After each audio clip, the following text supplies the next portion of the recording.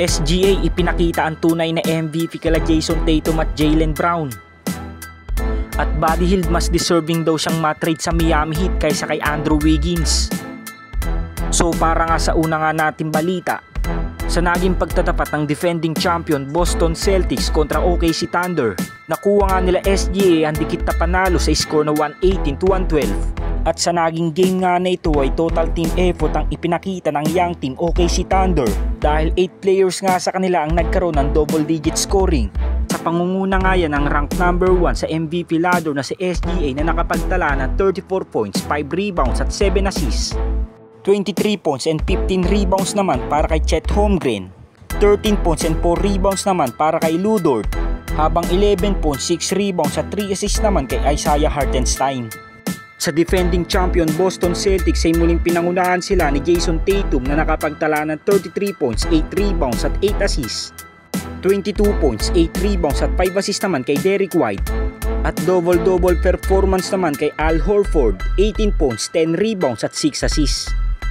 Well, sa naging panalo nga ng OKC Thunder laban sa defending champion, naging advantage nga nila SGA ang kanilang free throw at shooting dahil sa 37 attempts nga nila sa 3-point area ay 13 nga ang pumasok, habang sa free throw naman ay nagkaroon nga sila ng 35 attempts at 25 nga dito ang kanilang naipukol laban sa Boston Celtics.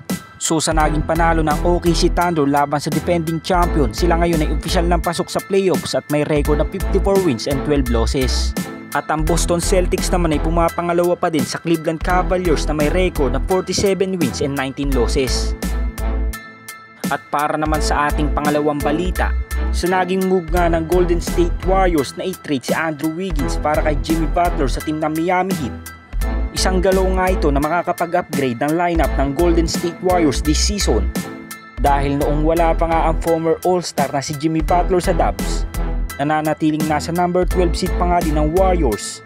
At kahit unti-unti na nga gumaganda ang laruan ni Andrew Wiggins, di pa nga din nagiging sapat ang kanyang tulong sa 2-time MVP na si Stephen Curry. Kahit na nga nasa 17 points per game ang kanyang ina-average nung nasa team pa ito ng Golden State Warriors. Kaya naman sa hindi nga pagiging kontento ni Mike Dunleavy sa lineup nila Steph, gumawa nga ito ng napakalaking galaw upang makuha si Jimmy Butler. At fast forward nga sa kinilalagyan ngayon ng Warriors, sila nga ngayon ay nasa number 6 seed na ng buong Western Conference at may 13-2 record na nga din sila since nang dumating si Jimmy Butler. Ngunit sa ganda nga ng kinalalagyan ngayon ng Warriors sa standings, bigay naman ng saloobin si Buddy Hield para kay Andrew Wiggins. At ayon nga dito ay dapat nga daw siya ang na-trade kaysa kay Andrew Wiggins sa naging kapalit ni Jimmy Butler.